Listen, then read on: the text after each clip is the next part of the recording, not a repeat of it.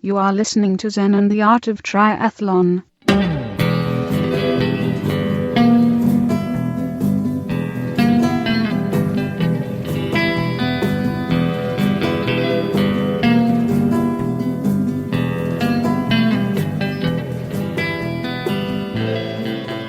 Well, hey there, all you triathlon studs and studettes. This is Coach Brett with another great episode of Zen and the Art of Triathlon, the podcast where we go long, we do endurance, and in the meantime, we learn a little bit of Zen along the way to help improve our lives. All right, we are at Huntsville State Park, not for the Rocky Raccoon 100 Ultramiler or the 50 Ultramiler, but actually because I am an assistant scoutmaster on a Boy Scout camp out. My son Kai is 12 years old. He's in a Boy Scout troop, and they're camping at Huntsville State Park this weekend. They're actually on a hike right now. I've got plantar fasciitis in my feet from being too crazy with all the stuff I do, so I'm hanging back at the campsite, keeping an eye on things, which is a good idea because woke up this morning, went down to the edge of the lake, which is just 100 feet away or something, and looked out over the lake, was stretching, and I'm like, what the hell is that? It's a freaking alligator. It's this huge, like 10-foot alligator, just lurking. He's just lurking. He's ready to assassinate. He's ready. Anyway, let's see. This episode, we have a quick interview with Frank Springett, who is the inventor of the Morf-Tech. That's what it is. Morf-Tech triathlon bars. So they're these handlebars that fold from out to in, and so at any given time, they're not the other. It's pretty trippy.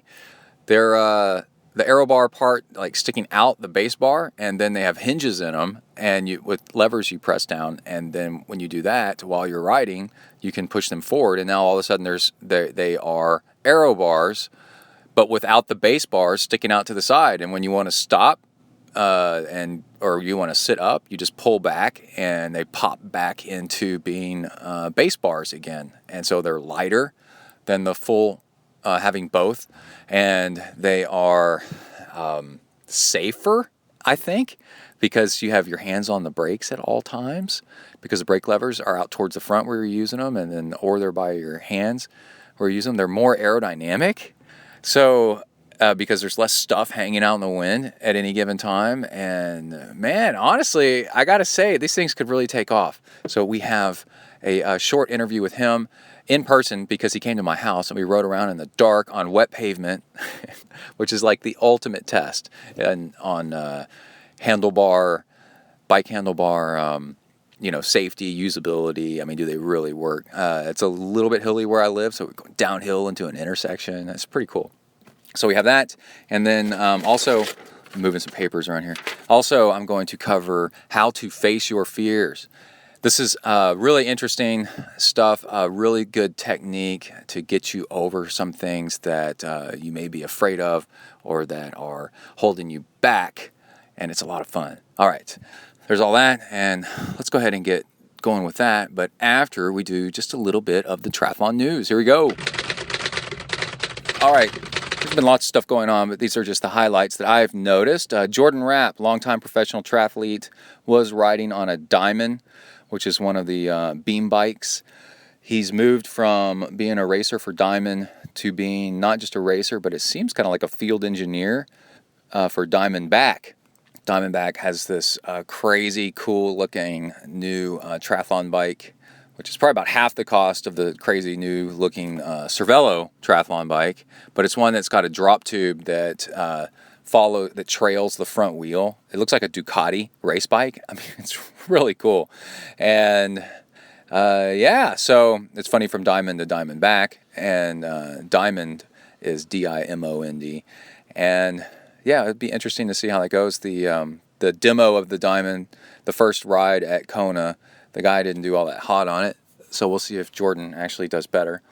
And yeah, I'll be interested to see how he likes that bike. And then also, as Jordan gets older as a pro, and he starts probably someday moving from being a full-time pro to being a retired pro and doing other stuff, that's a good career move to get with a bigger company that has a salary to pay engineers to continue to build and design their bikes from moving forward. So that's a smart career move. Diamond is a great bike company, but it's real small, and they've got an engineer or two, so they probably didn't need another one. But Diamondback is huge company. All right, I've been invited to St. Anthony's Tri in St. Petersburg to go race. They invited Kai. I think I just have to get there myself, and it's all the way in Florida, so I don't know. But that's like the big Olympic distance race that is the one that like all the big name pros show up to, like the first one of the year. So I'm actually really excited about it and honored to be invited. We're going to have to see if I can actually get in.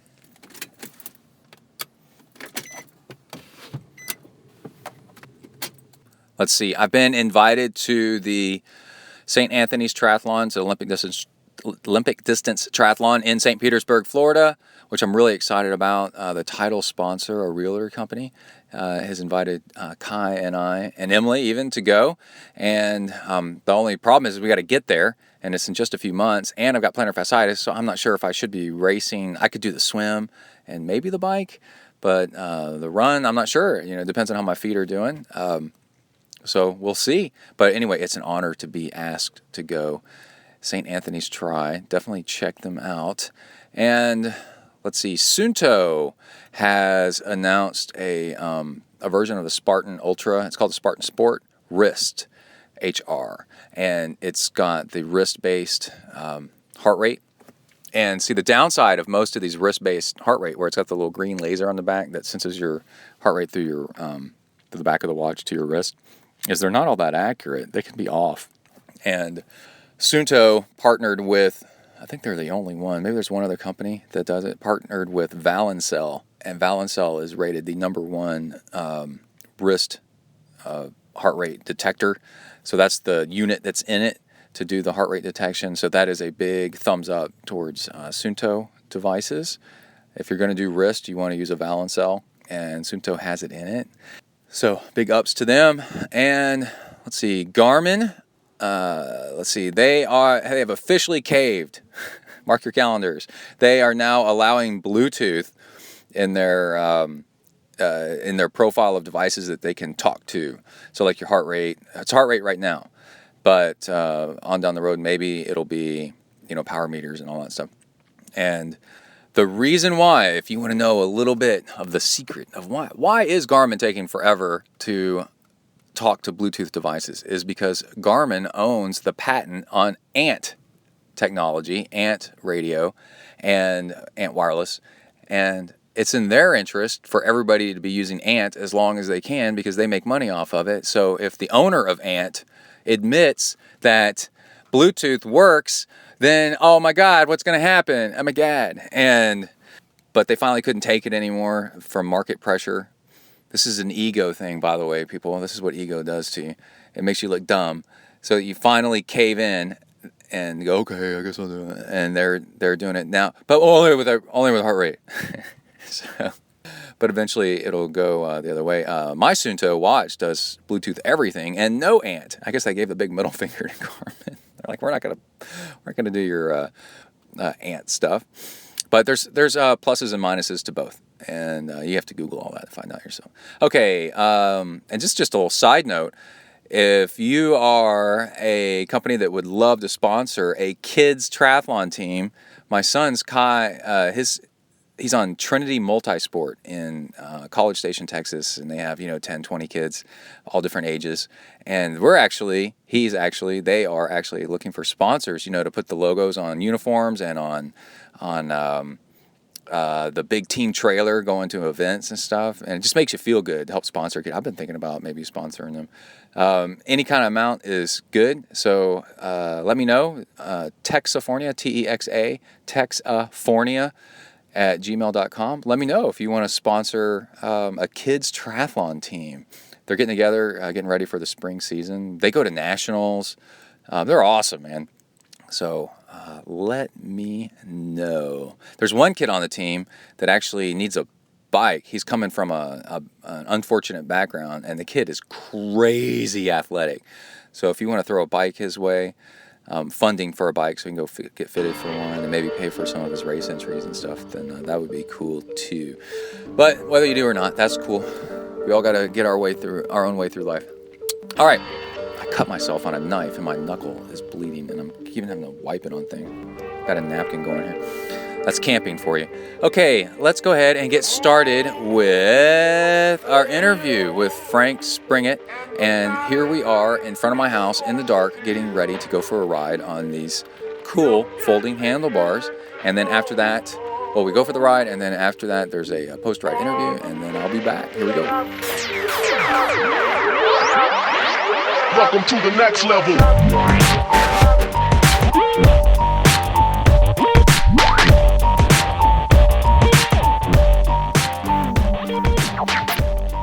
All right, I am here with Frank Springett from Spring. Yeah, that's right. Yeah. Isn't that a coincidence? And he's driven up to my house Friday morning in the dark with these Morf-Tech. I was going to say Morf-Tech trifold bars, these handlebars that fold into aerobars on the fly. It's super cool. It's gone like viral in the triathlon world. Like people are like, what are these things? These things are so great. And you got some videos with some pros and the owner of Ventum Bikes even. Was that? Yeah, Jimmy took a test drive in Florida when we did Ironman Florida. And nodding their heads going, oh my God, this is pretty cool. This really does work. And so I tweeted about what I had seen. And then turns out you live pretty close. Yeah. And Frank said, hey, I want to come up and show you these bars. And I said, I need a podcast guest. So here we are on bikes in the dark, getting ready to ride. And I figured this is a really great test because the roads are kind of wet, right? And it's dark. So when else would you need to go from aero to braking like really fast? That's right. Right? That's right. We got blinky lights on. We're on 2 different Cervelos. And why don't you tell me a little bit about where the idea came from and how you got started doing this? So really, I'm pretty new to all this. I've only been doing triathlon about a year now. And when I started doing tri, one of the things that kind of bothered me was getting in and out of aero. So I went online and I looked for a set of aero bars that would transition from base bar to aero bar, and they didn't exist, which I thought was kind of silly, right? So came up with the idea, and we built a prototype in the garage with a piece of plywood, a jigsaw, and copper fittings, and put it on my daughter's BMX bike, and went down the road all loaded up with pads and helmets and everything, and found out, this is a pretty smooth transition, and it's not unstable. That was a big concern of ours, right? So from there, it was just, let's build a prototype, first prototype. I put about 2,500 miles on, and it was not the prettiest prototype, and then worked in the design of these, and here we are, right? So, yeah, it's pretty exciting. My son, I was showing him the video of this yesterday, and he said, why don't these already exist? Right. But you're coming into it with a beginner's mind, right? Yeah. So you're newish to triathlon, but you've done an Ironman. You did Florida, right? Yeah. And so you were looking for a product, and then with no assumptions you just assumed it would exist because it's so obvious, and then it's not there. There it is, right? It's here now. Yeah. So you ready to go for a ride? Yeah, let's go, man. All right, let's hear these wheels spin. And go. Cool. Yeah. All right, we are back, and Frank is showing me how easy it is to adjust the stack height on the arm pads. You just swap out these pieces, super easy, and you can actually swivel the elbow pad angle independent of everything else. So if you want to do the bars up, but your hand's not as far up, that way you can use different extensions. Use different extensions. You have flat ones, ski tip end ones. And the bars can rotate up versus just rotating straight out. So you've got a lot of variability in how those bars, when you're in the aero position, where your hands are relative to the bars. So like when you release the aero, anytime you're in aero, you want your hands, if you drill a line on the pad, you want the bars to meet your hands. Well, instead of doing a ski tip, you could just do a thicker pad and rotate the bars up to your hands. Right. I don't know if that makes sense, but no. Yeah, and then the thing you're showing me now also that's so cool is this is independent of the cabling for your shifting and your braking. the handlebar piece is, the whole handlebar assembly. And that way you don't have to run anything through it. You can take it off, put it on, and add on your own extensions and brake levers, anything, shifting, all you want. And then also when you showed up, you had 3 of these on bikes in the back of your Ford Explorer SUV, and you were able to line them up side by side because you can drop the handlebars down. You put the aerobars in, you put the bars in aero and rotate them down, and they're super compact, really easy for travel. Yeah. So I'm going to post a picture of that on Twitter of how you can fit 3 bikes side by side. They only take up like a foot of width. I think you get 2 more in there. Yeah, if you flip, yeah. I was about to say if you flip them around, but that's thinking with regular handlebars. These they're just as wide, they're just as skinny in the front as it is in the back of the bike. That's crazy. So what's your plan? My plan. What's next? So we've been working really hard over the last year, and obviously filing all the patent stuff that we're doing, and then right now. The units that you rode are very, very close to production. There's a couple of minor changes that we're going to make, and we're going into test in February. We'll be going to a third-party lab to do ISO 4210 testing, which is a bunch of fatigue-type testing. They do. There's a whole host of tests that ISO 4210 have. So we want to make sure that the product's safe. I mean, that's really, really important to us. Make sure it's right. We're going to go into pre-order the end of this month, so in about 2 weeks, which would be a week to 2 weeks, and then delivery likely to be by end of March. We thought about Kickstarter, but we're getting so much just really positive support from the industry. Didn't think that Kickstarter's kind of for awareness. You don't really, you've got that. Yeah, no, it has been. I keep saying it is amazing how supportive this industry is, and how open folks are in this industry. And it's been really, really exciting just to see all the great positive feedback that we've seen. So, we're hoping to start delivering these in March. We have all our supply chain worked out. It's here in Houston. I want to keep it made in the USA.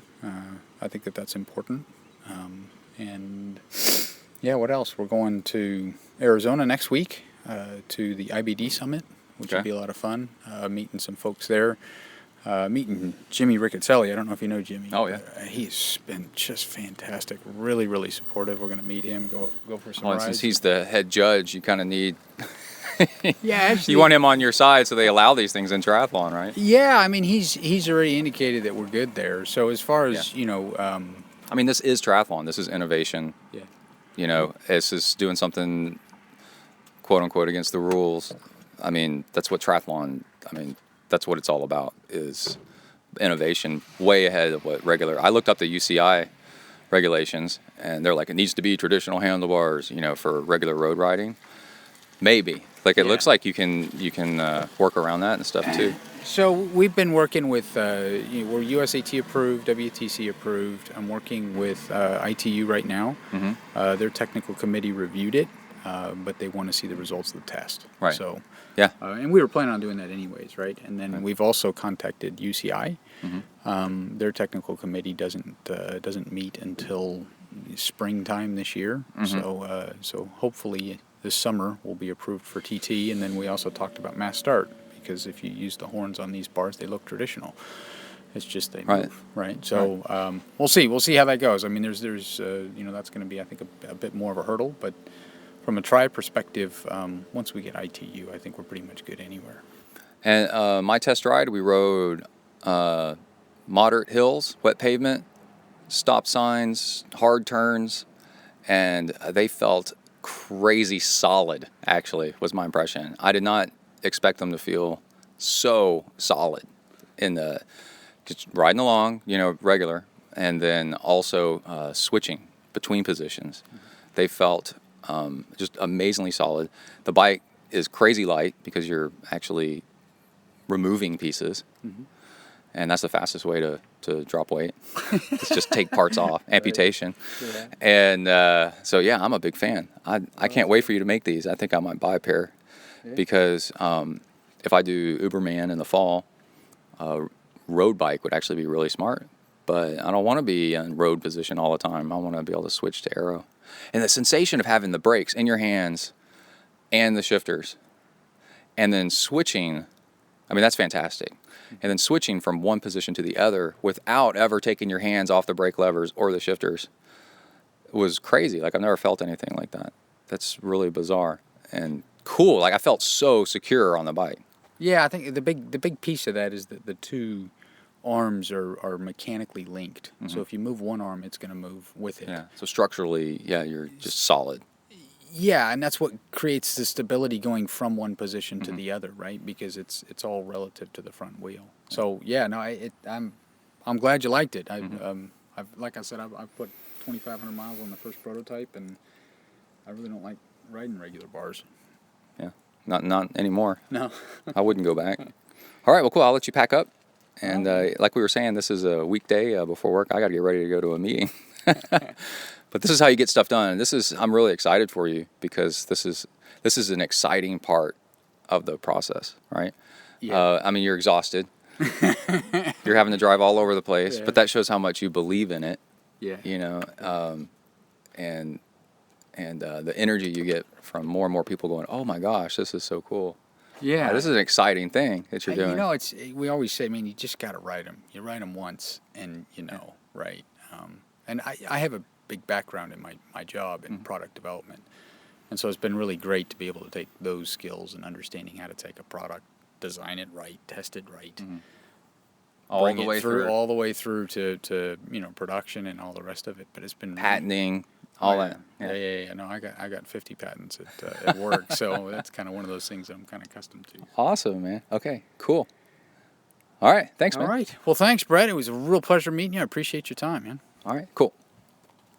All right, you need me to help you pack anything up, and you want me to get you anything from inside? You want to come inside and grab something before you go?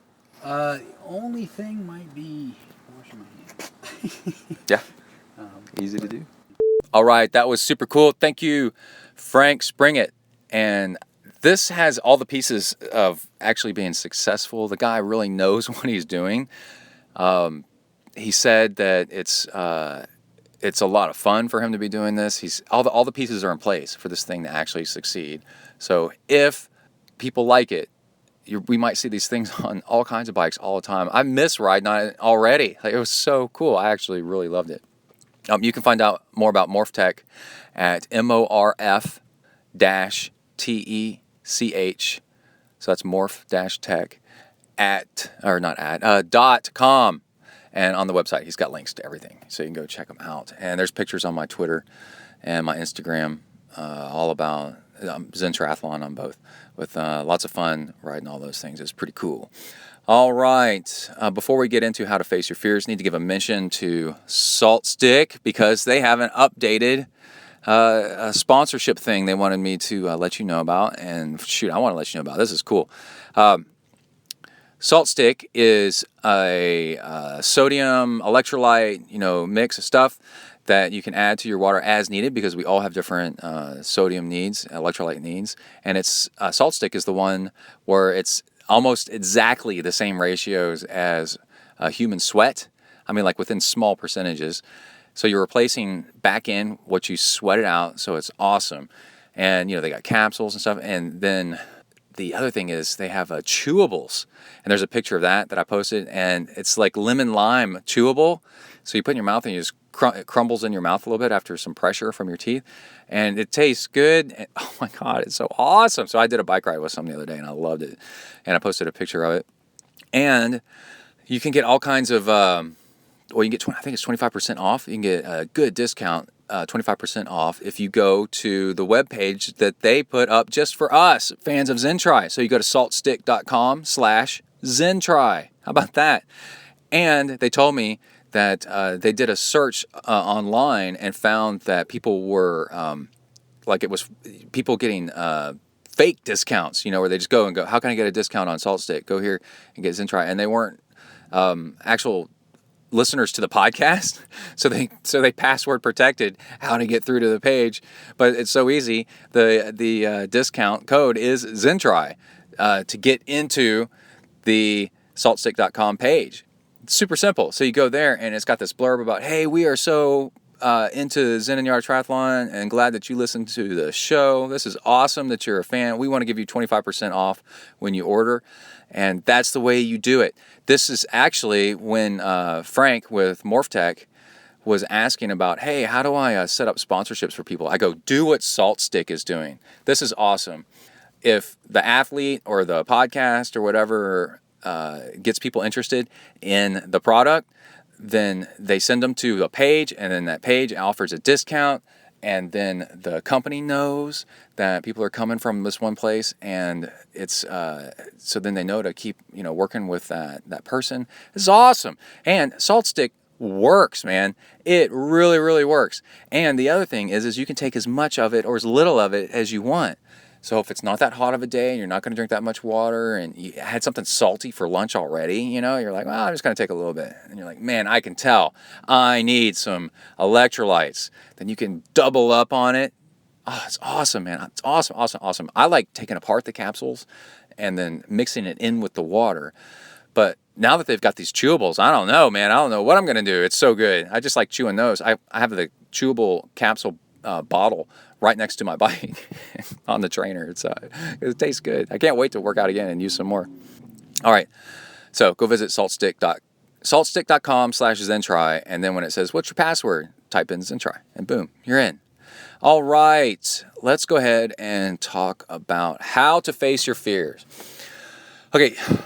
Kai and I were going for a bike ride. I think it's later in the training log of this episode. And we got ready to start on our bike ride, and the road was washed out down at the bottom of the hill. I mean, we couldn't even get going. And it's like, road is washed out. Your ride is over, man. You're not going to ride on this road.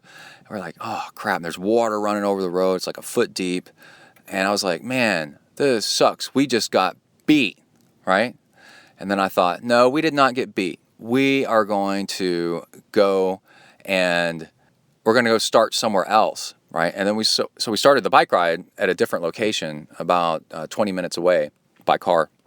And then while we were riding, it crossed my mind, hey, let's go to the other side of where that obstacle, that fear, that raging creek that was covering the road, like you can't pass me. Let's go to the other side of it and show it that we beat it. We made it to the other side, and we did it our way. We fought and we won. We're now on the other side of you, and you can't tell us what to do. We're going to beat our fear.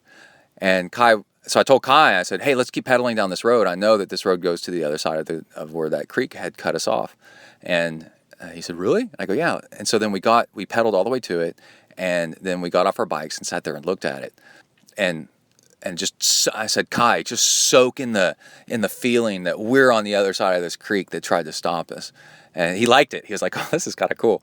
And then we got on our bikes and pedaled off. And so we're in the car together, and he asked a question about that. So, I forgot what it was. And I said, son, this isn't I do this a lot. This is not the only time that I've gone and looked at something that had me beat and showed it that I've beaten it. And he said, really, Dad? Like what? And I said, well, you remember a year ago when I broke my arm, I tripped over a chain that was strung across a road at night, and I fell down and broke my arm. And the arm break was when it settled in, like a few days later. I went to go visit the doctor after doctor after doctor, orthopedic surgeon, emergency room guy, all these different people. They're like, you're not going to be able to straighten your arm out ever again past this. And, like it's not much. And they said, you're not... you might not be able to swim right ever again. And that was devastating to me because my identity, the ego, is about me being a swimmer, right? It's like Garmin uses Ant. And I'm like, Brett is a swimmer. And how can I don't know what to do with myself. It's like, it feels like a death blow if you've, to the gut, to the heart, to your heart, if you've been told you can't do something that's, that you're used to doing a lot of and that you love doing. And one of the very first things that I did was start swimming, as soon as I could, and it was terrible. Oh my gosh, it was so painful, and I was so slow. And then the other thing is, as soon as I could, and this was like a few weeks later, maybe at most, I started running, and then within a couple runs, emotionally it was very difficult. within a couple of runs or so, and I'm kind of holding my arm kind of to my body and stuff like that. I ran, and I ran to where that chain was strung across the road. It's about a mile from my house. I ran there, right? I didn't go there in my car. I ran there, and I'd already run like a little bit further in another direction. And then I stood in front of that chain, and I looked at it, and I think I pointed at it. If anybody drove by, they're like, what's this guy doing? And I go, I see you, chain. That's a very Buddhist thing to do. I'll tell you about that in a minute. I said, I'll see you, chain. I see you, chain. You didn't beat me. I'm back. I am back. And I'm here, and I'm looking at you. I'm in charge, not you. I'm in charge of my life. You're not going to tell me what to do. And it was very emotional. And I stood there. I was actually kind of afraid of going back. And I was like, you are going to go back and look at the thing that has changed your life. And man, has it ever. It ruined me for a while. And I stood there until I was done looking at it. And then I turned around when I wanted to, when I was satisfied, and then ran off. And I don't know if y'all remember, but when I tripped on that thing and broke my arm, I went about 10 feet and I couldn't walk. The pain was so bad. The emergency room doctor said it was one of these classic injuries that explodes your elbow capsule when you put your arms out to try to catch yourself. It's extremely painful. They said, on a scale of 1 to 10, how bad does it hurt? And I said, 10. I've never felt like anything like this in my entire life. I said, I imagine it could hurt harder, but you would have to do a railroad spike through my arm and be hitting it for me to say that it's still actually, I think it's still broken today in my forearm. It clicks, and every once in a while I feel a snapping kind of thing and some sharp pain whenever I pull on something too hard. I wasn't able to drive use my left arm at all for anything for months. The pain was unbelievable. But I walked off when I was done, and I'm like, I'm in charge of this now. You're not telling me what to do. And my son was like, really? You went back to it and looked at it and did that? And I go, yeah, it's important for you to have closure with things so you're back in charge of your life and you're making the decisions. If you got a bad grade in a classroom and that teacher's really bothered you and you think it's going to bother you for the rest of your life, you go back to that classroom after school is over and you face the door of that classroom and you take ownership of that, all kinds of things. You wreck on your bike, you go back to the spot where you wrecked on your bike and you look at it, and it's when you're in charge of it. And there's 2 examples in the past where I've done that that are pretty significant.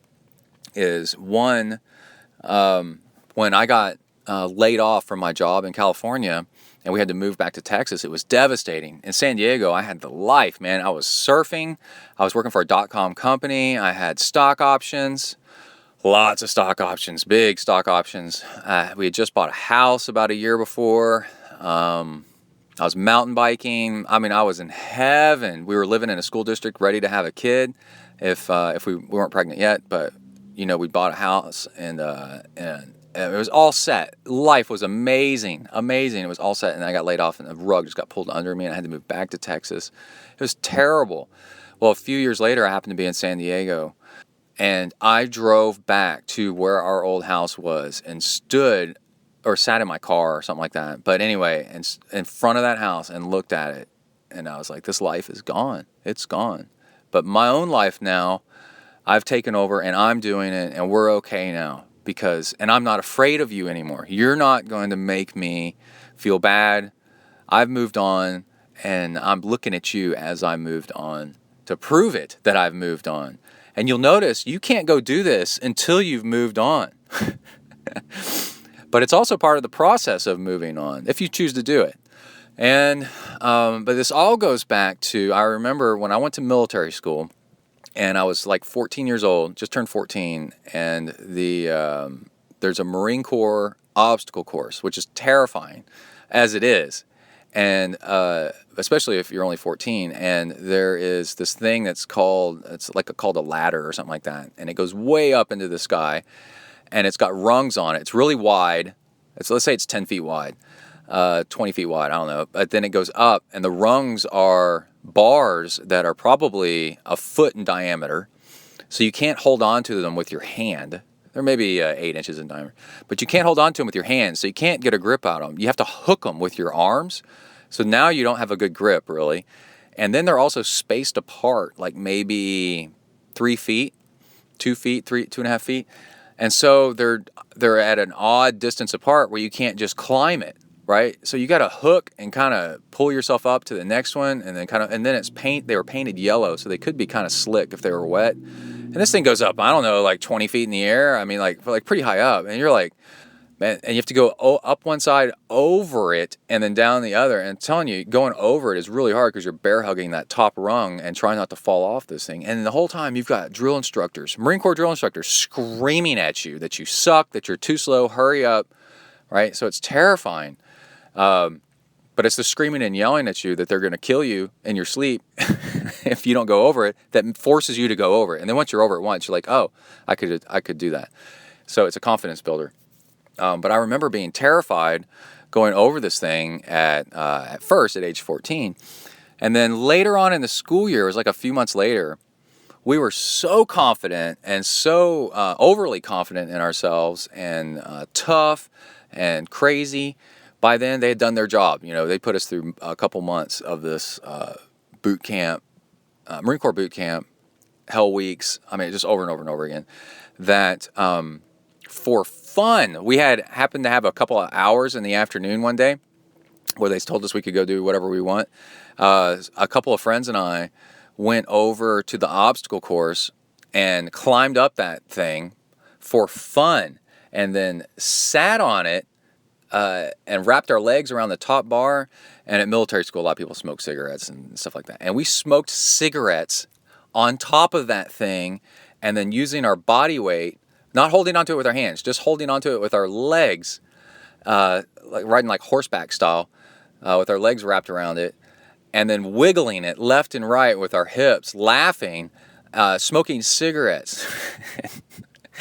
We had come back to it, and we owned it. We were in charge of that thing now. It was no longer making us afraid. It was now afraid of us and how crazy we were.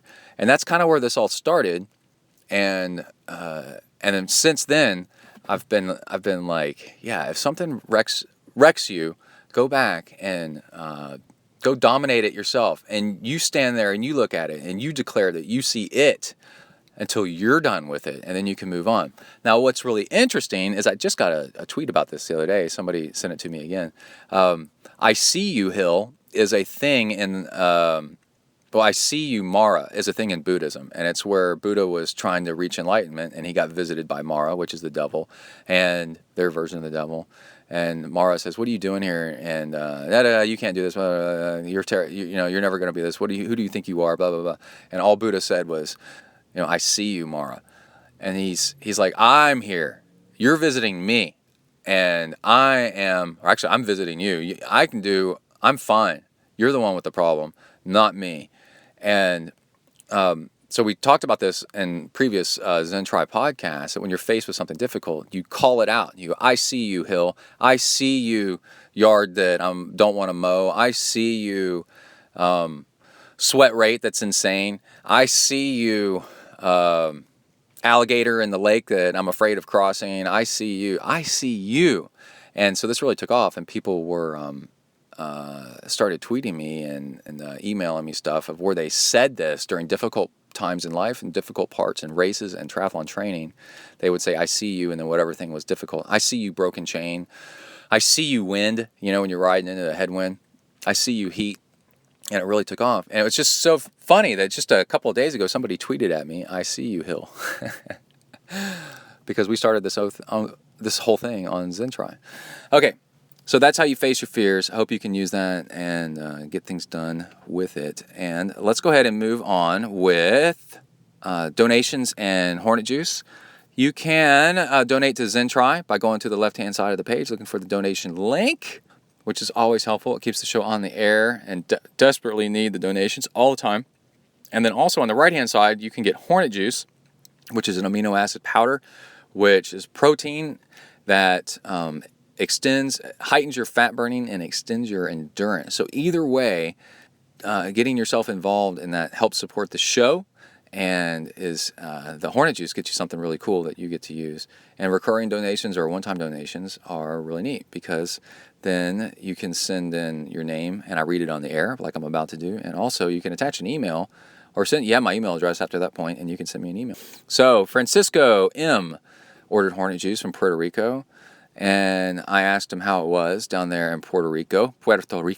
And he said, it's awesome down here. Just did an 8-mile run today. Getting ready for a half marathon next month and the half Ironman PR, Puerto Rico, on March 19th.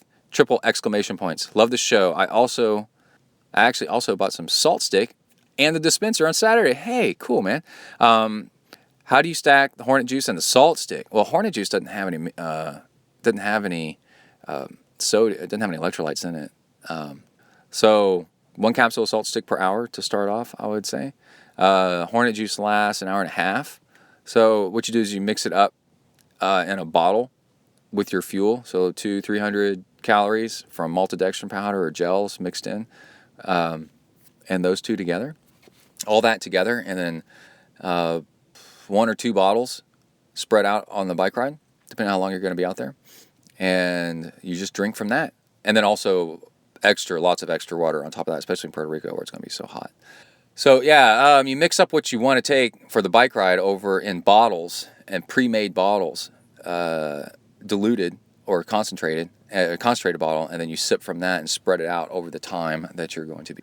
That's what a lot of pros do, and it really works. Axel Siebenborn sent in a donation. Thanks, man. M. Webb is a recurring donor. Paul Egert sent in a donation and said, great show, thanks! Exclamation point. Matthew Frois, Allison Frutos, Lars Miner says, hey Brett, thanks for a great podcast! Exclamation point. Love the energy and that the podcasts are lengthy. Awesome for long workouts, even swimming. So don't listen to people complaining if they complain about the length. It's awesome, energizing, and inspirational. Anyway, wanted to hear about the delivery time on Hornet Juice. If I order from you, well, it takes about 2 weeks, sometimes longer, sometimes less, because it comes from New Zealand. I got a package from Amazon to try after your massive endorsements and a 3 longest training runs and 1 13-mile chia seeds Hornet Juice, and I felt like a diesel engine. That's right, that's that Hornet Juice. Not sure if it's just me getting fitter or placebo, or if it actually works. Honestly, who cares? Oh. If it works, it works. But it's the Hornet Juice. We'll keep trying since it seems to be doing something, and would love to support your podcast indirectly that way. So just want to make sure it doesn't take weeks to deliver. Oh, and so you get an idea of one fraction of your podcast sample demographic. 38-year-old male, Danish, with an American wife. How do you know she's not an American living with a Danish, huh? Anyway, living in Chicago, starting out kite surfing and mountain biking on Lake Michigan, maybe. Always ran and felt more of a drive towards endurance racing than the adrenaline sports. Yeah, me too, after a while. You're kind of like, okay, I want to go long. Anyway, I used to love just more fulfilling, feels like an accomplishment, and racing is just plain fun. Switched to first marathon, Copenhagen, 6 years ago. Used tons of spinning and even some brick training to toughen up mentally.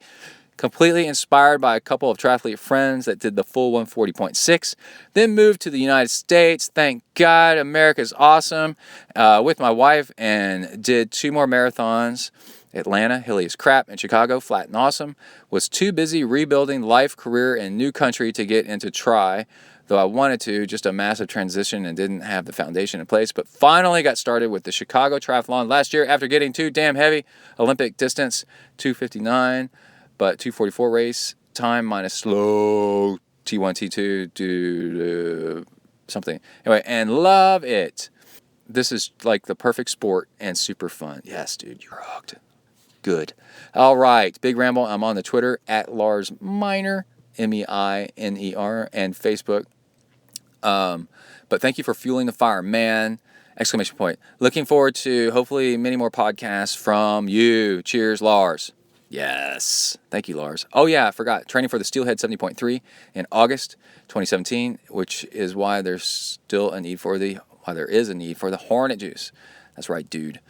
Tyler Moyer sent in a donation. He's recurring. Dwayne Morin, Joseph Rogalski, Richard Trago, James Von Hippel, Houston Mars, what's up, dude? Michael Radogna, and the coolest name in triathlon, Brett Hoyer. All right, let's go ahead and get started with the training log. So much in here, and we gotta get going. Here we go. You are entering the ZenTri training log zone. Huneli.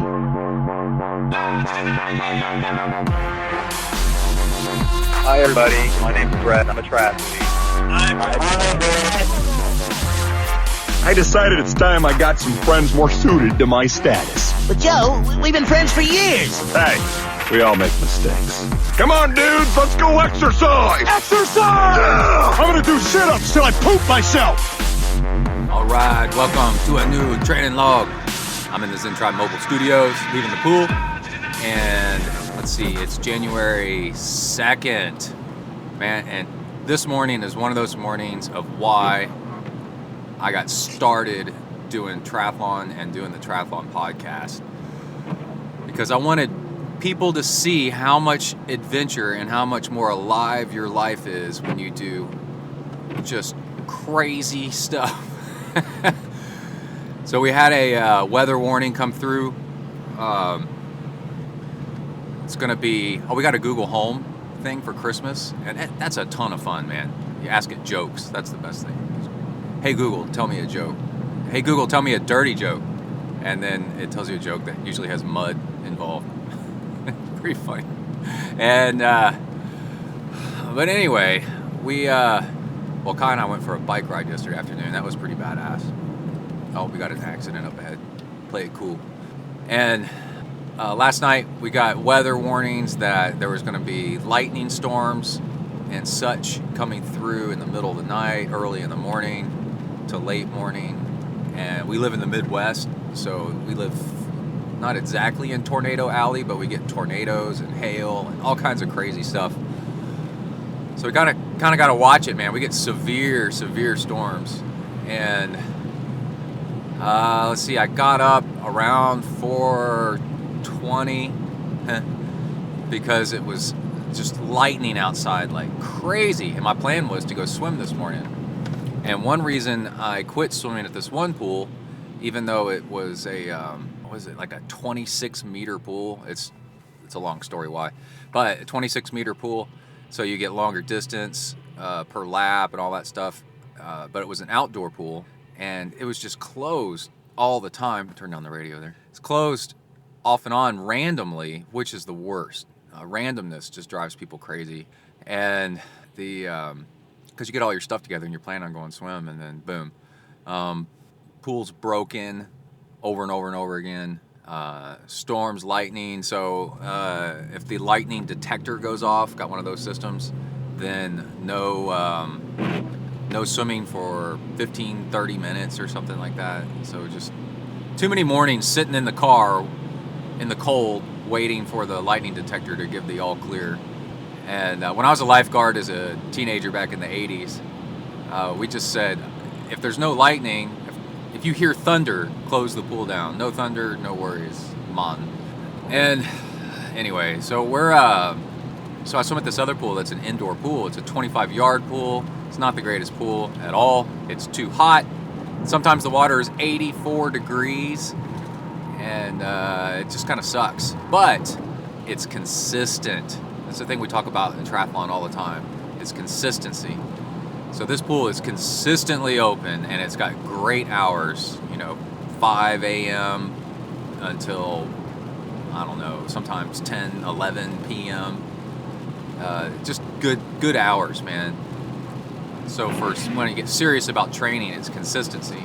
I can always go, because you don't know when you're going to be too sore to bike or run, so just go to the pool instead. So if you know the pool is going to be open, is a big deal.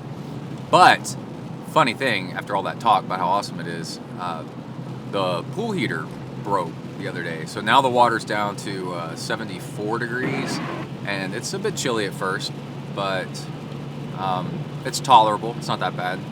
And so I've done 2 swims at 74 degrees, but on my way to the pool this morning, lightning's going off like crazy, and then on the car, the NOAA alarm starts going off, and I get to the pool, They're like, "You're really gonna swim?" I said, "Yeah," because I know that the pool is actually grounded, and if lightning strikes nearby, the risk of being killed by lightning is actually really small. So I'm swimming in a 74-degree pool, and the pool has glass all the way on 2 or 3 sides. The third side looks out over a gym, but that gym is actually got glass around it as well to the outside. So the pool is being lit up because it's nighttime otherwise, and just flash, flash, flash, boom, flash. I'm sitting there swimming laps like a fool, and just the excitement of it all was just so cool. All that. And I'm swimming with pool buoys and drag chute, and the pool manager guy comes in and measures the water pH, and I know he's sitting there shaking his head. He's like, nuts. But dude, seriously, a little bit of excitement, a little bit of nuts in your life, what makes triathlon so awesome. To get done what you need to get done to finish a triathlon, you can't be normal. And today's normal is so wimpy and just such a consumer, and just sit there and take it and work at your desk and don't do anything, just be safe. And we're so wimpy. And this kind of adventure is awesome, and it's adventure right there out your front door. And on top of that, 2 other things. I went for a bike ride with Kai yesterday, and I started asking him, he did something. I asked him if he was trying hard, and he said no, and I got mad at him. I go, dude, I'm out here taking my time to ride with you, and you're not even trying hard. And so he got mad, and then he started trying really hard. So anyway, Kai he's only 12 years old, but we did 28 miles yesterday, and around 16, 17 miles per hour, and he wasn't even trying the first half. And we're out on the access road of a freeway for almost 2 hours, and that was fun. That was a lot of fun. Lots of adventure right there, nice and hilly. And in Texas right now, I guess before this front came through, 70 degrees, right? Oh my gosh, and just a light breeze and overcast in the middle of the afternoon on New Year's Day. You don't really get much better than that. And then the other thing is, when I leave the pool, I've gotten in the habit of, there's this little room that has it's kind of a big room, that has a punching bag.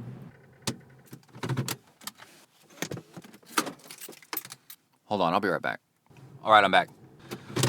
And it's got 2 stand-up punching bags, and what a cool, it's got a punching bag that you lay on the ground too, that's like just a dead body.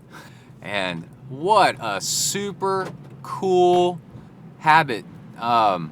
It's got everything that good, smart habits need. And by that I mean, it's already ingrained in what you're already doing. I'm walking past, it's kind of like having a pull-up bar in the doorway, you know, of your job or something.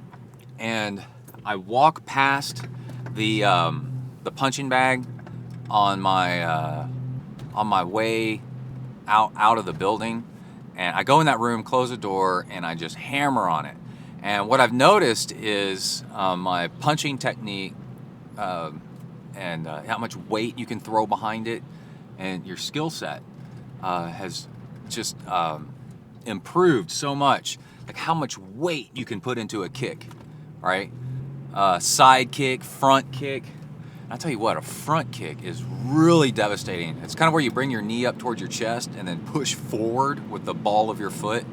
And if you hit somebody in like their quad with something like that, man, you could really, really hurt them. And they're not expecting it. And since it's coming straight on, it's really hard to block. You know, if you swing from the side, you can kind of see it coming and block things. But anyway, what I've noticed is, well, for a little bit of background, when I was in military school, if we got into fights, then you had to box to finish the fight. And so I saw and participated in lots of boxing matches and had plenty of boxing training. And then just for a very short while, took boxing classes when I was in San Diego. And then I was a bouncer also for a year at one of the most happening, busy, heavy nightclubs in town, in a college town, College Station, Texas, with a top football team. And the craziest nights were the nights after an Aggie football game, and football players, big, just brutal assassins of men, would come to the bar either to celebrate or because they were angry, one or the other. Neither one is good, I can tell you. And I was a bouncer in this situation, and I used to weigh about 230 pounds, which is plenty, and 6'3", and hardly ever got into fights, but had to manhandle and usually, and I was always sober. If you're sober and the other person's drunk, it levels the playing field. Somebody can be really big. They just can't move very fast because their reaction time. So it's kind of like you're fighting somebody and they're in slow motion and you're in normal motion. So it's nothing really to brag about that much. But my point is that, I swim 3 times a week, sometimes 4 times a week, and most times I've made a habit out of this over the past couple months of swinging by the punching bags on the way out of the gym and just spending, I think at most 5 minutes practicing hitting the bags, tap, tap, tap, bam, bam, bam, tap, tap, bam, bam, and then working on a repetitive motion, side kick, side kick, side kick. And the more you do it, the more weight you learn to put into it and trust it. And I do it in a mix of barefoot, shorts, work clothes. Today I did it in work clothes, so jeans and business shoes, and a button-down shirt, because you never know what you're going to be wearing when you actually have to defend yourself against somebody. And then also grabbing the back of the bag with one arm and pulling the person, theoretically, close to you, and then popping it with elbows. Because actually, if you ever get into a street fight, you're going to break your hands really, really fast. And it's really dumb getting into a fight ever. And the consequences, both of being sent to jail and a lawsuit, and you can accidentally kill somebody. If you knock somebody out with a punch and they fall over backwards, they can hit the back of their head on the pavement or against a curb or against a table, and the next thing you know, they're dead, and now you're going to prison for manslaughter. So it's just not cool. It's just not ever anything you should get into. But what happens is the first thing to go if you punch somebody in the face is you break your hand. One time I punched my brother just in the shoulder, and we were teenagers, and it broke my hand, and he laughed at me. I was about 5'7", 5'8" at the time, and he was 6'3", and I remember him looking down at me and just laughing, and I was holding my hand going, "Oh my God!" And anyway, so a trick is to learn how to throw with elbows, and also if you're scrapping with somebody, things get really close really quick, and you're on top of them, they're on top of you. They're grabbing each other's shirts and stuff like that. And a lot of that, when I was a bouncer, was keeping the guy away from you, shoving him hard and fast towards the door of the club. So, and every time that he's more than 4 feet away from you because you've shoved him fast, now he can't hit you, and he's closer to the door, and you just keep doing that over and over and over again. And then once he's through the door, you and your other bouncer guys stand there and don't let the guy back in, and now you've got 3 or 4 of you, and they're outside and you're inside, and it's over with. It's done, and that usually ends it right there. But that's advice for anybody that's ever at a house party and somebody starts fighting: is get them outside of the house and lock the door. Don't fight them. Just turn them around and shove them, and have somebody open the door and just shove them out the door, and then close the door behind them. And they're going to be all mad and be out pacing in the yard and stuff like that. But you're like, dude, go home. But anyway, the shoulder, the elbow strikes, and you need to be able to practice from coming from the side, coming from down to up, as if you're hitting somebody in the chin, from coming up like an uppercut, and then also top down, and that's called 12 o'clock to 6 o'clock like on a clock face, top to bottom. And those are all different ones. You need to practice both sides. You also need to practice palm strikes. That'll save your hands from being broken too. Is you lift your fingers up and hit them with right there with the base of your palm. It's like hitting somebody with a phone book. It's really amazing. And all these can save you from breaking your hands, because once your hands are broken, man, you're done for. And all that stuff is, my point is, it feels good, man, to be practicing that, whether you ever, hopefully, you'll never, ever, ever need to use something like that. But also, if you practice it just a few times a week, then your ability to react and also throw your weight into something, that makes all the difference. You can sit there and practice a little bit reaction time, but it's also putting your weight behind something with a twist that makes it have actual force and will stun somebody into leaving you alone, which is all pretty good stuff. And then also on top of that, a lot of times Kai is swimming with me and we practice together, and it's funny to see this little 12-year-old on top of a body bag, raining blows down upon it. And he's really not that into it. It's me that's doing it, but I figure we're putting in work now so that he kind of gets the idea of how. I didn't know how to punch either. I kind of punched.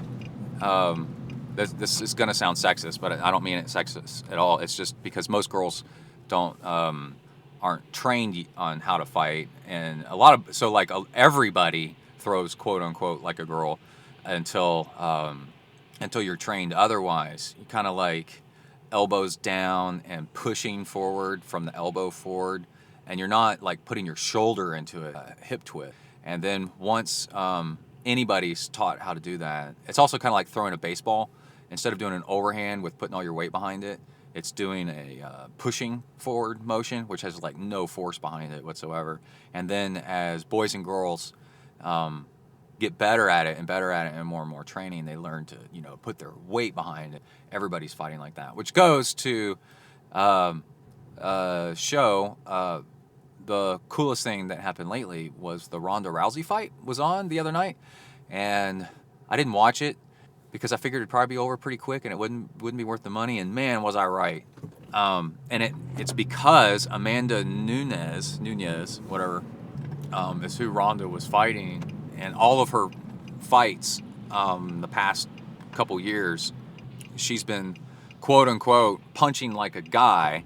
And what that means is just sharp twist, wide shoulders, all the weight behind it, locking out her arm and just clocking people. And when anybody throws like that, then you're going to get hit and you're going to get hurt, and it's going to be bad. And Ronda's specialty is judo throw. But what Ronda's been trying to do lately is stand and fight, and that's not her gift. And I think when you're at that top level, you got to stick with your gift. You work on your weakness, but you don't rely on your weakness to win a fight. And when they ring the bell and they come out of their corners, the very first thing, if you're fighting a killer like Amanda Nunes, then you need to go to your strength. And Ronda's strength, of course, is the body grab, judo throw, armbar. And she should do boxing to kind of defend herself, to duck and weave, to keep from getting beat up too bad while she goes in for that armbar and a throw. I mean, she went to the Olympics. She was a bronze judo Olympian, and but she tried to stand and box with Amanda Nunes, who throws punches like they're bullets coming out of a rifle, and you just can't do that. And it took one hit, one jab, and Ronda was stunned just a little bit, and that opened her up for a couple more hits, and then like the third hit just rocked her world, absolutely stunned her, and then she was just like a punching bag, and Nunes just went to town on her, and they had to stop the fight 48 seconds in from because Ronda's badass, so she can take a hit for a while and still stand. These people are trained, not to fall. Sometimes they get knocked out and they lay on the ground and still swing their arms like they're fighting in the air. That's how well trained they are to keep going. It's kind of like doing the Ironman shuffle. You know, you're done. You're done, dude. You are not going to have a good race. But still, you just keep trudging along. You're going to finish. Doesn't matter that you're doing a 25-minute mile. You're going to just plod along. And that's what Rhonda was doing. She was still standing, but was just taking hit after hit to the head. And was a walking zombie while Nunez was pounding her. The Herb Dean, I think is his name, jumped in, broke up the fight, said it's over, and Nunez continues on at heavyweight, or not heavyweight, women's champ. I think they got 2. But you know, one of the reasons I talk about all this fighting stuff is I'm into it, but I'm definitely not into fighting. But I'm into the other part of it, watching it and whatever, because I've noticed that it ups your energy level, your testosterone level, to witness a little bit of this. And as you get tired from triathlon training and all the endurance stuff, a little pep up is actually good for you. It's kind of like listening to heavy metal. Watching some fights kind of gets you thinking a little bit, what would I do? And it kind of energizes. I do not ever endorse that, and most of the fighters don't. It's a lot of showboating, a lot of acting. I'll kick your ass. And then they never do it, except for because they know. Anyway, that's it. I'll be back later. Out, bing. All right, let's take a break and mention Amrita bars. Oh, I just had one. Where is it? Where's the wrapper? It was the chocolate maca tack. Let's see. Let me go get it right here. Because they have regular energy bars, and then they have their recovery energy bars. Here it is. Oh, Amrita, plant-based nutrition, chocolate maca, 15 grams of protein in one bar. How about that? I have the high protein ones after I swim. Oh man, it's such good stuff. They have all different kinds of flavors. They are I wouldn't say non-allergenic, because that's not the right wording. Hypoallergenic. There's no nuts. They use seeds instead for the protein. So if you have a nut allergy, there's no worries there. They are vegan friendly and no animal products used inside. Gluten-free, dairy-free, peanut-free, soy-free, long time sponsor of the show. Kai was in a soccer game today, drinking out of an Amrita water bottle. Speaking of the other stuff they make, they have all kinds of cool gear, and he scored 2 goals. Now, if you eat Amrita bars, will you score 2 goals in life? Probably. You never know. Got to find out, and you can find out by going to amritahealthfoods.com and using discount code ZEN2016. That's discount code ZEN2016. It's actually a really cool fuel for long rides because it's super easy to digest. And also, here's another thing. They don't freeze. A lot of bars, the competition, uses stuff that will actually freeze when it gets cold. As we head into winter, Amrita bars stay soft. You can open one up and plow through it nice and chewy, and they're date-based. It's really cool. The way I eat Amrita bars when I'm biking along is I open one up, or I'll maybe pre-open one before I get going on the bike. But anyway, I take a bite out of it, like maybe a quarter or a third of the bar in one bite, and then I fold the end of the wrapper back over the rest of the bar, and then I put it on my quad. I stuff it up the front of my bike shorts from the knee side, kind of push it up in there, and it stays flat with my quad right here, right there. And then 20 minutes later, 30 minutes later, I just grab it, pull it back out, push the bar forward in the wrapper, boom, another bite, and it keeps your stomach feeling so good, super smooth, super nice. There's cardamom in it, which actually soothes the stomach. So, all right, that's it for Amrita bars. Thank you so much for being a sponsor. Show them some love. Again, discount code 2016, ZEN2016 at amritahealthfoods.com. And also they have, like I said, a big store with all kinds of cool gear, shirts, jerseys, water bottles, fun stuff like that. Go check them out. All right, back to the episode. All right, we are back in the ZenTri mobiles. Man, I got a question. I went riding with Kai today, and I probably will talk about it at the beginning of the show. It's quite an adventurous ride, but I posted a picture yesterday of Kai and I riding, and he's riding these carbon wheels that I got a while back that I promised I would review and talk about on the show. So it's been a while, and I've learned a lot about them, and give you my recommendation on these things. So Kai wanted race wheels, and he wanted, $1 million race wheels, and I went out of my way and found for $600 total, which is probably half the price of one wheel of Zips or Envies or whatever, and found these wheels online, full carbon, and 60 millimeter, sorta, maybe 55, 50. But anyway, and ordered them, and they have been fantastic. But I want to put an asterisk. They have been fantastic for Kai, who started out riding them at 70 pounds, and now he's pushing 100 pounds, and I think by the time he gets up to 120 pounds, that they're going to start making me nervous.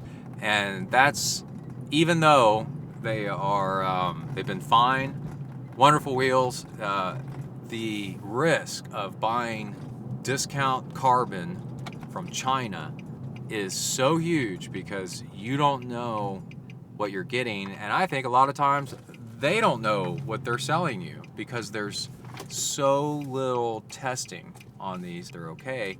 And there was a video I saw online of a guy that repairs carbon, and he was going over when carbon fails, either repairs it or takes it apart and finds out what it's about. And this guy's older, looked like he was about 50 something, and looked like a very decent cyclist. Looked like, so he knew what he was talking about. And his shop was just full of frames, and he said that he had been through thousands, so he knows what. So not just frames, I'm sure.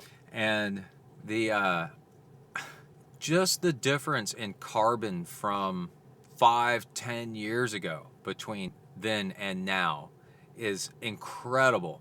And what you do is when you take apart the carbon and you look on the inside of the hollow part of the frame, you can start to see where there's imperfections. The imperfections start to come undone. They start to come under failure. And carbon fails catastrophically. Steel, like you take a paper clip and you bend it back and forth, back and forth, back and forth. You have to keep doing that like 20 times, and then finally it'll break, Carbon, when it fails, it fails like fiberglass. It just shatters almost. It's a little bit stronger than that, but not much.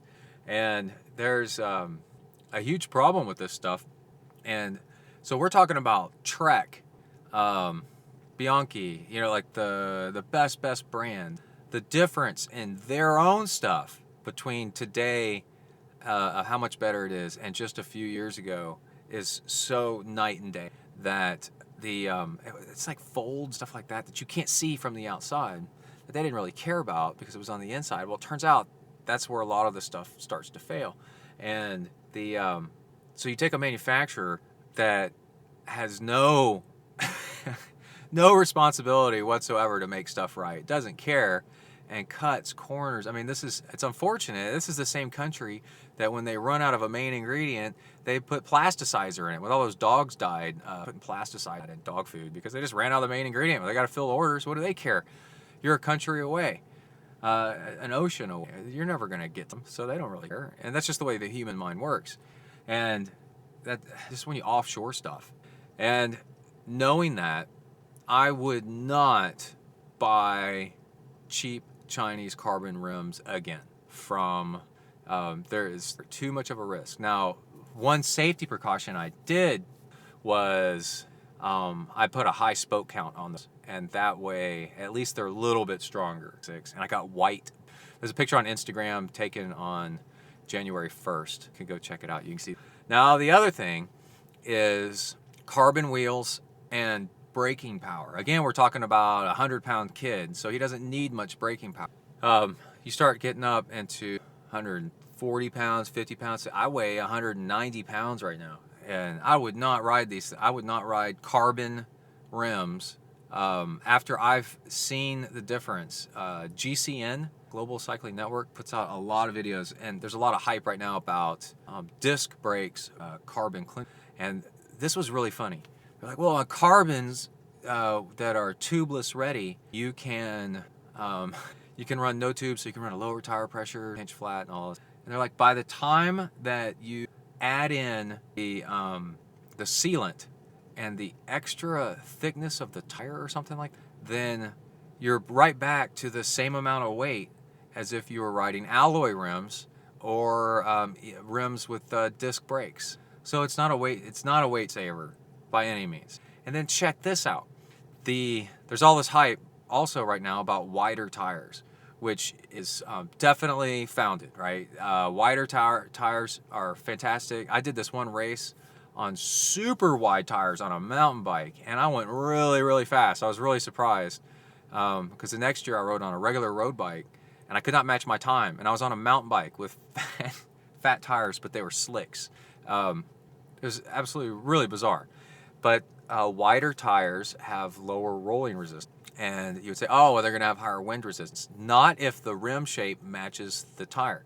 Now, there's one other thing, is the shape of the tire is affected greatly by the width of the inside of the rim track, not the outside. When they're like, these are 25 millimeter wide rims. Well, they're 25 millimeters wide on the outside, but on the inside, if they're carbon rims, they have to be thicker. And that thicker means that they're going to further pinch in the tire bead, the part that attaches the tire to it's going to pinch that in a little bit more narrow. And now you're losing a lot of not all of it, but a lot of the sidewall stiffness of your tire, because now it pinches in and then back out to the width of the tire and then back in to the tip of the tire where it makes contact. And turning and all kinds of stuff, you're losing stability in your tire, and probably losing other stuff too. You're losing a lot of the performance of the tire because you've had to pin. Okay, so you get back to a wide alloy rim. Oh, and you lose, the worst thing is you lose braking power under a full carbon rim, and that's what track instead of an alloy one. And it seems to be that the still king of the road, undisputed champion, is alloy rims, wide alloy rims. So like head he makes, and the other thing is, oh, well, they might be a little bit heavier than carbon. Yeah, they could be, but there's a big but. Once you're up to speed, a little bit heavier wheel actually isn't a penalty. If you're starting and stopping at the same elevation, which most triathlons, then a little bit of weight penalty does not hurt, and it smooths out your ride to have more momentum built up in your wheel. So a little bit more weight is like a little bit heavier of a flywheel on a bike trainer. It just smooths out the ride, gives you more confidence. Your wheels will be less twitchy and crosswind. So right now, if I was to buy new race wheel, I would get carbon fairing wheels, I'd get wide wheels with aluminum brake track, no matter what. You gotta make sure they fit your frame, and then put wider tires on them, 25s, something like that. And then after that, I would look in how much fairing you want. And again, you can put a disc on the back of any wheel set by going to wheelbuilder.com and buying a plastic disc. Can bolt on really easy. It's super easy to do, and it'll turn your rear wheel and make your bike look. And then you have a disc when you want it to take it off, when you want it all in the. In fact, my Trek Speed concept came with wide, and yeah, they're wide. They're wide aluminum rims. I might get 25s and put them, and then get a wheel cover for the back. Now I've got my rear disc, and then I think on the front I would get. It's really windy where I live, so I would get a 404, like a Zip 4, which I've got. I've got a Zip 404 with an aluminum brake track. That wheel is crazy fast, and it's really old. But anyway, that's it. So I'm gonna go lift some weights. Just listen to the David Goggins interview. Yes, that dude is nuts, but he's very real. All right, that's it. Out. All right, we need to mention UCAN. UCAN is a super starch. This is really cool stuff. It's a super slow acting carbohydrate, almost to the point of your body doesn't know what it's doing. It's like we're getting energy from somewhere else is happening.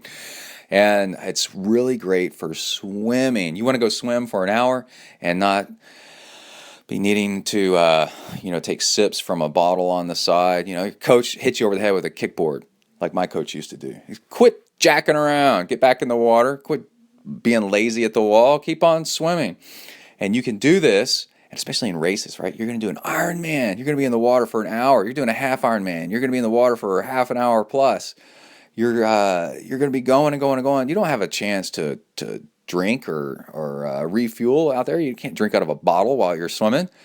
Well, you kind of can with UCAN, because UCAN is a very, very slow drip carbohydrate. And so it slowly releases into your system, so you can kind of preload with this stuff before you're going to do something long. It also kind of saves your teeth from all that sugar, right? Because you can power this stuff down. It's actually pretty easy to drink.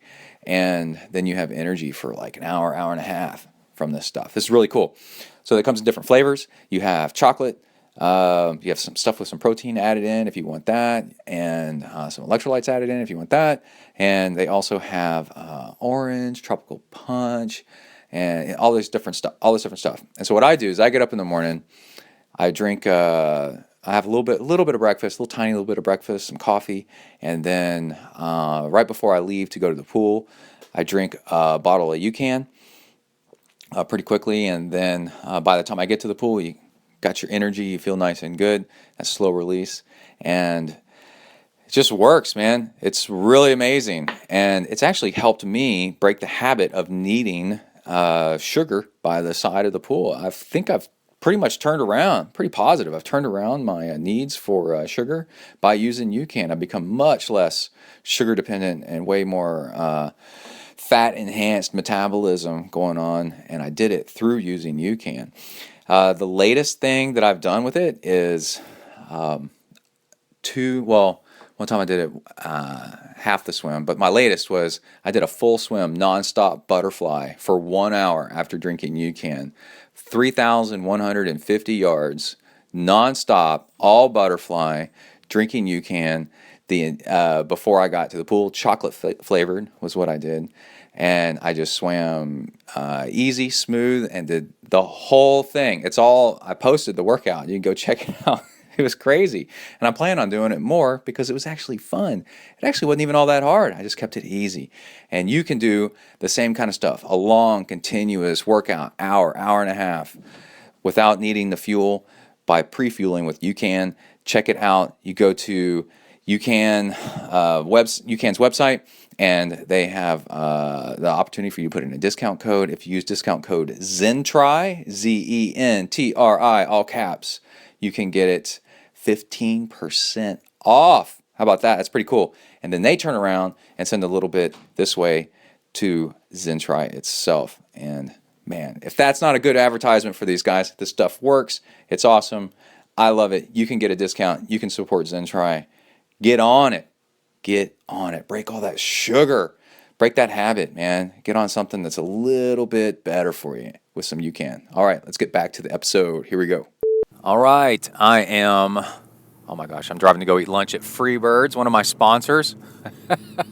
I'll never forget becoming one of their athletes, which was, hey, they go, we want to do something for you. And I said, you know what the easiest thing for you to do for me is food. I said, I know rice and beans costs you nearly nothing, but to me it costs a lot, and also I use it a lot, and I can tweet about it a lot. So if we can work out a deal where you give me free burritos, then I am yours for life. And they said, done. And I said, I'm so happy. I can live like this forever. Anyway, I'm on my way to Freebirds for lunch. They have a deal where they have, it's Tattoo Tuesday. Supposedly I'm going to give it a test, and because I've never done it before. Get free chips and queso if you have a tattoo, and show it to them or something like that. So we'll see. I got a giant tattoo of a crashing wave and a tiger and all that stuff on my shoulder and arm, kind of like a Asian, Polynesian kind of thing. And they will try to be all cool and act like they don't. They're like, yeah, we see stuff like that all the time. Anyway, I wanted to mention I have an injury update. My stupid plantar fasciitis thing. I'd been doing really well not exercising, and by not biking or running to give my feet a break. And the 2 days ago, I went biking with Kai because I'm like, oh, he's 12 years old. What could it possibly do stress-wise on my feet to pedal on a road bike at his pace? And we got halfway into a 28-mile ride, and then I realized more than halfway that he was sandbagging and not even trying, and I got mad at him. And I said, dude, I've got a lot of things to do today. If we're out just riding for no reason, then what the hell, dude? Come on, man. I thought we were actually trying to go hard here to get you getting ready for race season. Because he can ride. He rides all the time. He and I ride all the time, just around the neighborhood and stuff like that. And so he got mad and turned up the volume and started hammering on the way back. And so I had to pedal a little bit harder than I thought to keep up. And then it got to be fun, where we were kind of racing each other up the hills and stuff and into the wind. And the next thing I know, we've been going a little bit harder. So that was New Year's Day. And then the day after New Year's Day, I wanted to take him somewhere really cool to go cycling, since my road bike was all set up and everything, ready to rock and roll. And he, this place we went was super hilly for around here, like really, really hilly. And the next thing I know, we're kind of taunting each other, climbing up hills and stuff. And the other thing is he's only 12, so he's kind of small. And we're on an open highway where the speed limit is 70 miles an hour. There's no shoulder. And we're just riding along, even though there was very, very, very few cars, hardly ever a car. I didn't want him to get away too far from me, so I wanted to keep up with him. So we're two cyclists, so we're more visible. Especially, I have a Camelback that's like safety highlighter, that greenish yellow kind of color. That's really common right now. Hello, lady, don't hit me. And I wanted, even his helmet is the same color, but still, I wanted to remain near him so that cars would see two cyclists instead of just one tiny little one. And so he's racing up these hills, and I'm having to hammer to keep up with him. And, you know, like at one point, I remember, oh, and then it got to be fun. This is the problem. It got to be fun. I would taunt him and kind of pass him. Towards the end, it got to be, we were only out for an hour, but it got to be where I was passing him fast on purpose, just a little bit. And then, so we were kind of trading off who's in front, but by accelerating and passing the other person, usually uphill, because going uphill he has an advantage, or it reduces my advantage of power. Going downhill, he has to pedal crazy hard to keep up with me. And so on the uphill, me taunting him, he can turn around and do it right back. And it turned it into a really nice workout, which was super cool. And we had sandwiches after and talked about nothing, sitting on the back of the truck, the extra, just relaxing on a beautiful day. And so it was just a wonderful time. But I've noticed this morning, the day after, my feet kind of hurt a little bit. And I'm like, damn it, man. I can't even ride with Kai without injuring my feet some. So I'm not sure what I'm going to have to modify my behavior a little bit, because I definitely love it. I love riding with him. And it's just a lot of fun. And it's good father-son, just all around great stuff. So it's kind of worth it, but also I'm like, stupid injury. And Todoist, I keep a list, a recurring task where I update kind of like this diary of my injury. I managed to hurt my right wrist now doing kettlebells. And so that's added to the list. But anyway, I need to go into Freebirds and snack up. All right, more later, out, bang. All right, let's go ahead and wrap up the show. I'm at Huntsville State Park, just like at the beginning, walking through some leaves, you can hear. And I'm walking around some trees that are along the shoreline here, looking to see if I can see some more alligators like we saw this morning. This afternoon, I came around the corner of the bathrooms, and Kai was soaking wet on the ground, changing out his socks. And I said, "Why are you wet?" And he said, "They threw water on me." And I'm like, "Who?" And he said, "The other guys." And I said, "How did they get water? Oh, they went in the lake. Like, you saw alligators in the lake. Yeah. I'm like, guys, please stay away from the lake and the alligator. There's alligators. The fact that you don't see them means that their plan is working.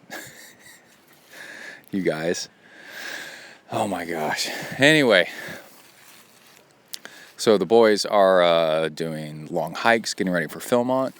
If you don't know what that is, look it up. If you do know what that is, you're probably getting pretty amped for them too.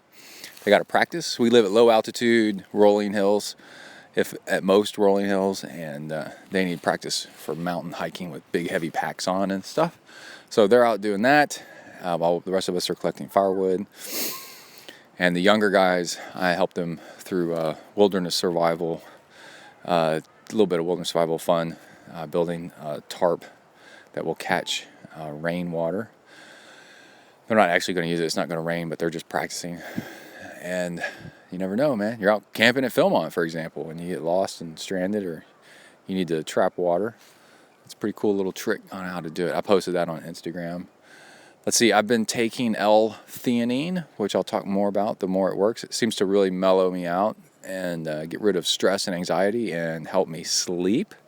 It's an amino acid, a non-essential amino acid, and it's super cheap, and it's called like nature's Xanax, and then it relaxes you, and then if you take it with caffeine, then it's nature's Adderall. And there's no other side effects whatsoever. It's generally recognized as safe.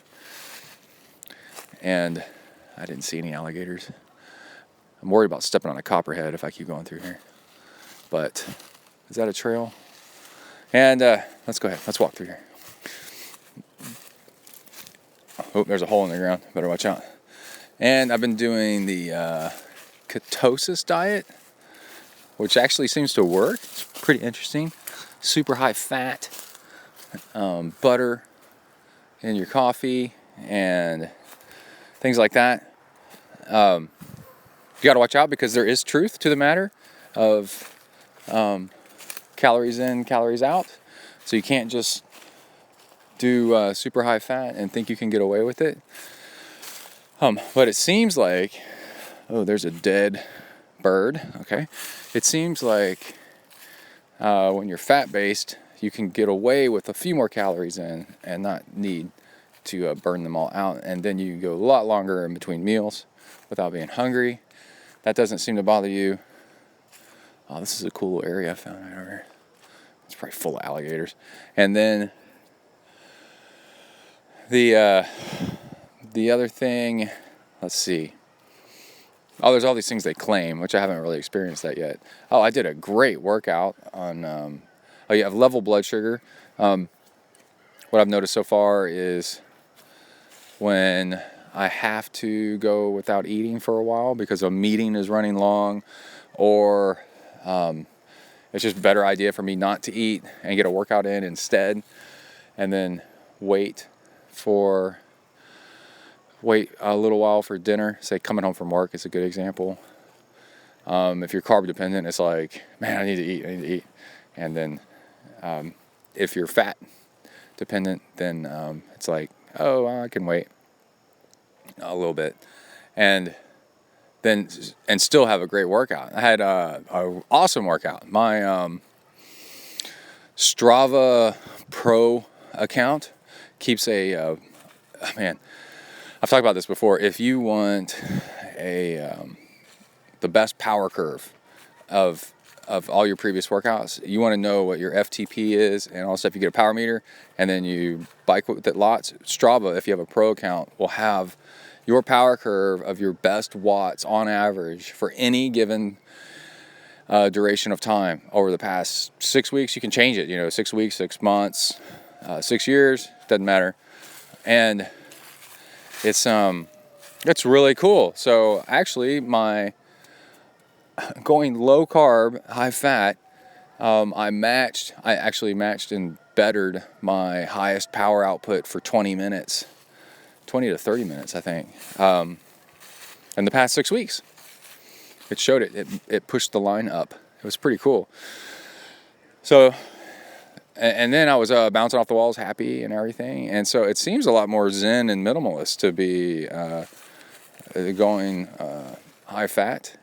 People are like, oh, but high fat, you have to kill all these animals. Not necessarily. You could be high fat on and vegetarian or whatever. And is that a trap? I think somebody said a trap back here. There's 2 trees tied together, and they're very suspicious. Little saplings, like they're bent over, like they're made like into a snare. Anyway, I really think that the high fat thing is interesting, so I'm going to keep sticking with it for a little while. It's actually pretty easy to do. It's just getting over, the amount of fat you're eating. 80% fat, 70 to 80% fat all the time is pretty interesting. But then, holy cow, do you feel different? Like everything's different. Everything. It's really weird. So maybe next episode I'll try to talk about that more. I don't try to promote too much ways of eating and stuff, because we're all different, and we're all in different places. So I just like trying things and commentating on whether it works or not. Oh, and what allowed me to do it was that colonoscopy that I got, where you had to not eat. I was already getting there for like the past half year or so. No, past year. Doing more and more higher fat. It's more of a psychological thing. You have to be okay with it. Higher and higher fat in your diet, and because it takes months for your body to fully switch over, apparently. And then UCAN, using UCAN more and more often. And the next thing I know, but it's not, it's like weeks to months, I'm not using fuel for hour-long workouts. Just like when I interviewed, what's her name, Debbie, that won Wales. She said actually she doesn't use UCAN all that much, just for longer stuff. She doesn't need it for an hour workout. And that's what I found is I'm not using fuel for hour workouts anymore. And that's odd. And UCAN got me there. That was pretty cool. But that bike ride that I did where I put out a lot of high power, I actually did 100 calories of Gatorade, watered down, which was interesting. And I was just bouncing off the walls with just that amount of sugar. It was pretty cool. But also what's allowed me to do it is cutting back on the amount of workouts in general, like my hours per week, by about a third or more because of my plantar fasciitis injury. And so I'm not running as much, so I don't need high carb at the moment. So this is a good time to practice switching over. And then with the colonoscopy where you had to go, and the challenge from Emily to see if I could go without food for 24 hours or something like that. I was like, okay, I'll do it. And that kind of like sent me over the edge into full, I wouldn't call it ketosis, but I think ketosis is that's kind of an emergency state. I'm not sure if it's smart or not, but it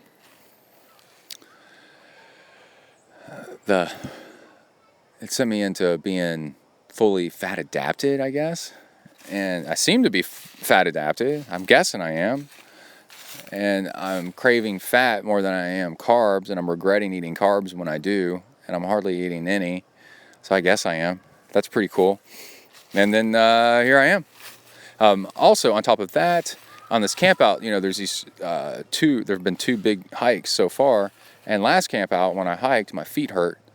It worsened my injury. And I had to say no. I'll go on the camp out. This is really hard. I'll go on the camp out, but I refuse to hike. I will not hike to save my feet. And it's difficult. People give you weird looks. But you're coming all the way out here, and we need you. And I'm like, I can come all the way out there, and I can sit at the campsite and do nothing. I'm not hiking, and I know that sucks. But in the long run, it'll be better for all of us, and it'll be better for me. And that's why saying no is, man, it's hard. It's doing the right thing, though. And in today's society, where we have so many options, Kai's on a triathlon team. Dude, when I was a kid, we didn't have this crap. We didn't have a kids triathlon team and a kids mountain bike team. And then plus all the other clubs and whatever at all the schools and stuff that they got. And Boy Scouts, blah, blah, blah. right? So we got so many options, and we have our phones and our internet and all this crap and adventure running, trail running, and blah blah blah. Oh my God! I just thought I saw a bear, and then I realized there's no bears here. And so this log like peeking around a tree at me. Anyway, the saying no is now the smart people in touch with their emotions and with asking themselves how things are and how it makes them feel and being mindful about the stress on their body are the ones that are going to be smart, are the ones that are going to survive and move up the echelon in society to the better jobs and the better opportunities and better health and better wealth. And now it's all about saying no, when to say no to almost everything, being firm with saying no, being self-fulfilled enough and to say no. You've already got a good life. You don't need to do more. Things are already okay. Man, that looks like a bear. Holy crap. Dude, it's freaky looking. And then also being in touch with how stressed you are and turning down opportunities because you can tell that you're stressed enough and you need a nap. So, for example, I said no to this hike, and then also I took a nap. Man. Oh, and another thing, it is sure great being back in the state park, the national forest where I grew up as a kid doing stuff in Boy Scouts. We were setting up one of our tents last night, and I said, what's really funny is I've probably camped in this very campsite probably 2 times when I was, in the 80s. And I don't even know it, And it's okay I'm not going on that hike. I've hiked that trail before a lot. Of course, I've done the Rocky Raccoon 50 and the Rocky Raccoon 100 here, and I'm good. So, but it's really enjoyable coming full circle back to where you were. I thought, as I was posting a picture on Instagram, that my brother, he claims he doesn't care, but I'm like, man, my brother would trip out to be back here. He lives way up in Chicago, but to be back in the state park, these tall pines, man, they're beautiful. All right, I think that's it. Pro tip, I'm sitting here drinking a Zevia Cola, so it's sweetened with stevia, and then also look up allulose. I think I may have already mentioned in the podcast. These are low sugar alternatives that are actually not bad for you. And I'll leave you with that, and stay tuned for the next episode. Everybody stay safe out there, work the uphills, cruise the downhills, and keep the rubber side down out.